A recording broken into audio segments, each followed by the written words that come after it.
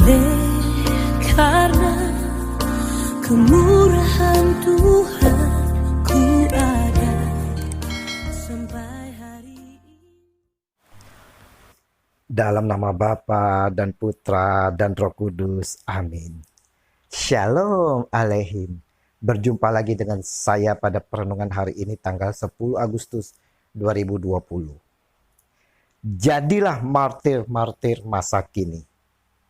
Perenungan hari ini diambil dari Injil Yohanes 12 ayat 24 sampai dengan 26. Saudara-saudaraku yang terkasih di dalam kasih Kristus, tak seorang pun akan menikmati tuaian bila ia membiarkan biji gandum yang dimilikinya tetap disimpan dan tidak ditanam. Jelas, untuk dapat berbuah, maka sebuah biji gandum harus terlebih dahulu jatuh ke tanah, ditanam, dan mati. Injil hari ini, biji gandum yang dimaksudkan Tuhan Yesus adalah menggambarkan dirinya sendiri. Kalau Tuhan Yesus tidak taat sampai mati di kayu salib, ia tidak akan berbuah, tidak ada korban penebusan dosa, dan tidak ada keselamatan. Dengan kata lain, saudara-saudara, manusia berdosa akan tetap menanggung akibat dari dosa seperti tertulis. Sebab upah dosa ialah maut, tetapi karunia Allah ialah hidup yang kekal dalam Kristus Yesus Tuhan kita. Roma 6 ayat 23. Tetapi oleh karena Tuhan Yesus mau taat sampai mati, bahkan mati di kayu salib, maka ada buah yang dihasilkan, yaitu orang-orang yang percaya kepadanya diselamatkan dan diperdamaikan dengan Allah.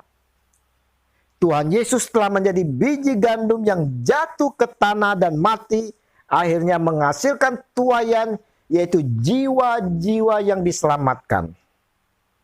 Nah, saudara-saudaraku yang terkasih di dalam kasih Kristus, bagaimana respon kita terhadap pengorbanan Tuhan Yesus kita? Cukupkah kita hanya mengucap syukur saja kepada Tuhan atas segala pengorbanannya? Tentu tidak. Sebagai umat tebusannya, kita juga harus mengerti kehendak Tuhan di balik pengorbanannya itu. Apa kehendak Tuhan kepada kita di balik pengorbanannya itu? Dikatakan oleh Yesus, saudara-saudara, Aku telah menetapkan kamu supaya kamu pergi dan menghasilkan buah, dan buahmu itu tetap. Yohanes 15 ayat 16. Kehendak Tuhan bagi orang percaya adalah menghasilkan buah. Agar dapat berbuah, maka kita pun harus mengikuti jejak-jejak Tuhan Yesus, yaitu menjadi seperti gandum yang jatuh ke tanah yang mati. Seperti biji gandum yang jatuh ke tanah dan mati, kita pun harus bersedia meninggalkan kehidupan lama kita dan sepenuhnya mengenakan kehidupan Kristus. Aku telah disalibkan dengan Kristus, namun aku hidup. Tetapi bukan lagi aku sendiri yang hidup, melainkan Kristus yang hidup di dalam aku. Dan hidupku yang kuhidupi sekarang di dalam daging adalah hidup oleh iman dalam Anak Allah yang telah mengasihi aku dan menyerahkan dirinya untuk aku. Galatia 2 ayat 19b sampai dengan 20. Kita dapat melihat, saudara-saudara, sosok Santo Laurentius, di mana pada hari ini gereja Katolik merayakan pestanya. Seorang diakon dan martir, di mana kita secara universal merayakan pestanya. Ia mati demi mempertahankan imannya akan Yesus Kristus. Dengan kesaksian dan kematiannya itu, iman akan Yesus Kristus tak lekas dimusnahkan. Justru sebaliknya, saudara-saudaraku, dari kematian dan darah sang martir menyuburkan iman akan Kristus. Santo Laurentius telah meninggal, namun ia tak pernah mati. Kesaksian hidup yang telah dijalaninya telah menghasilkan buah yang berlimpah-limpah bagi gereja.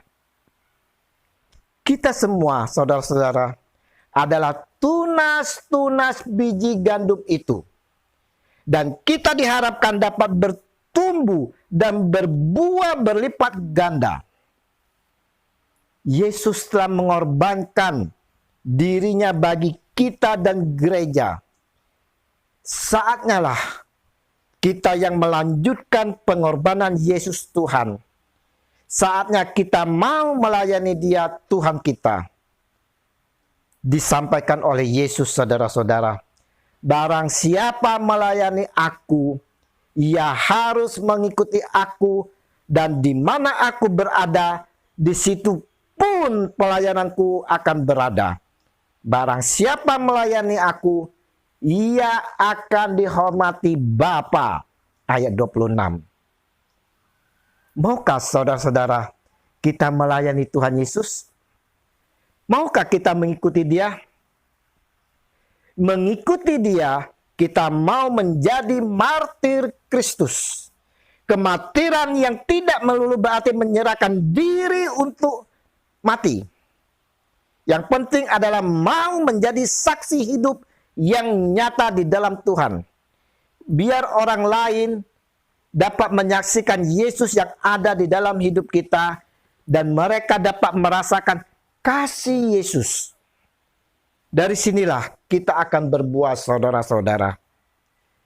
Injil hari ini mau mengajak kita semua, kepada saya dan saudara, untuk dapat menerima benih-benih yang telah ditaburkan.